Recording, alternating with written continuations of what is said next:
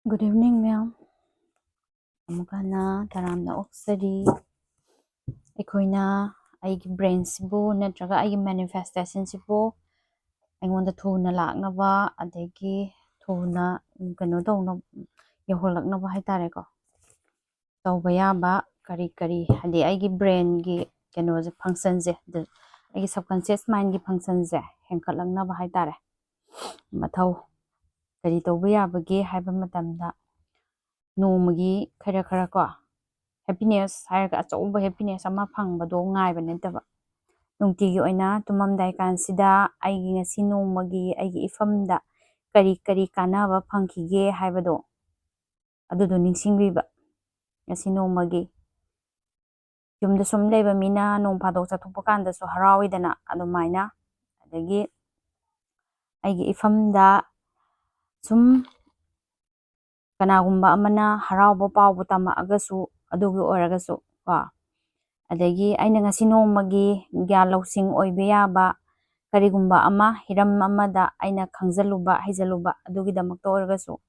tumamdaida aigi brain sibu adugi damakta ko thagat wahai natragana harawba phongtokpiba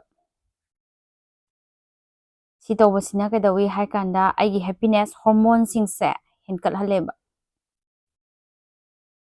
happiness hormone henkaladi adigi enjoyment aigi wakhanda puningda phawragadi aigi energy kudimak aigi isada lairiba frequency kudi high frequency da lerane high frequency da leradi harawba nungaiba lairagadi aingonda lakadoise harawba nungaiba do aigi ifamda amuk lakadoineba like attract like haibaneba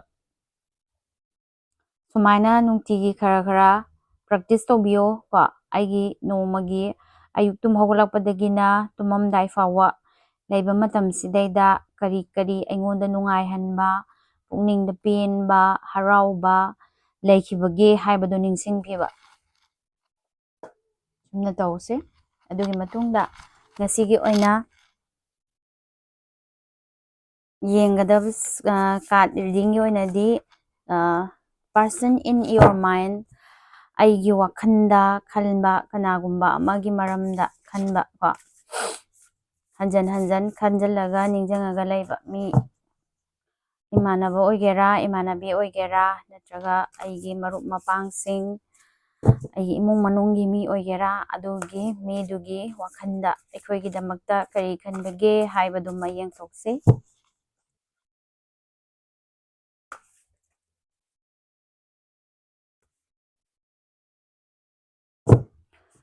sidi isagi personal reading na tabanina sanabasu sanadabasu oibeyai adobo mayamgi current collective energy oina lokhalage ko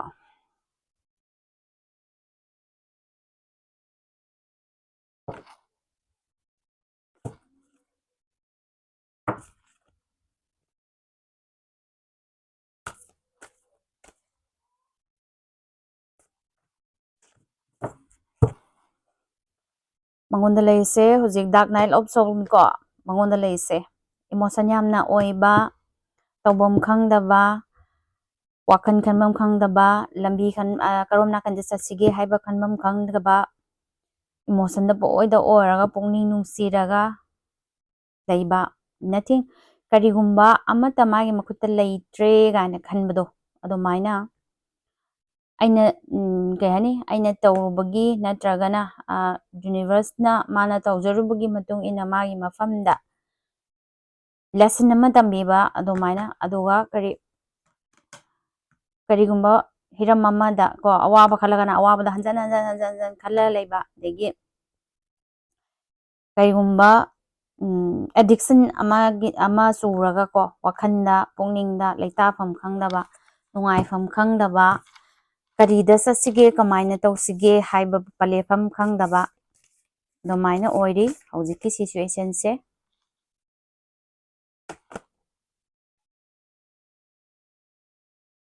masa matomda naitomda leiragadi nungaijaba ko separation naitomna leiraga tominna kanagumba amta samnadabida leiragadi nungaiba phawba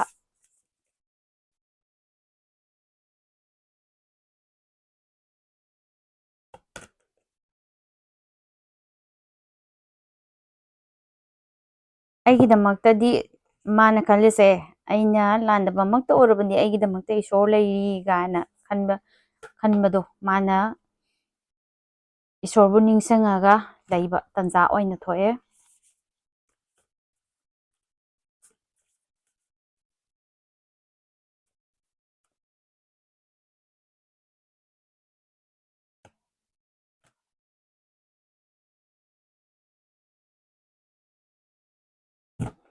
ꯀꯅꯥꯒꯨꯝꯕ ꯑꯃꯠꯇ ꯊꯥꯖꯕ ꯌꯥꯕ ꯅꯠꯇꯦ, ꯀꯅꯥꯒꯨꯝꯕ ꯑꯃꯠꯇ ꯊꯥꯖꯕ ꯉꯝꯗꯦ ꯍꯥꯏꯕꯒꯤ ꯋꯥꯈꯜꯂꯣꯟꯗ ꯂꯩ ꯍꯧꯖꯤꯛ ꯐꯥꯎꯒꯤꯗꯤ꯫ ꯃꯍꯥꯛꯁꯦ ꯍꯤꯜꯕꯨꯗꯤ ꯇꯧꯔꯛꯀꯅꯤ ꯑꯗꯨꯕꯨ ꯃꯇꯝ ꯈꯤꯇꯪꯗꯤ ꯆꯪꯒꯗꯧꯕ꯫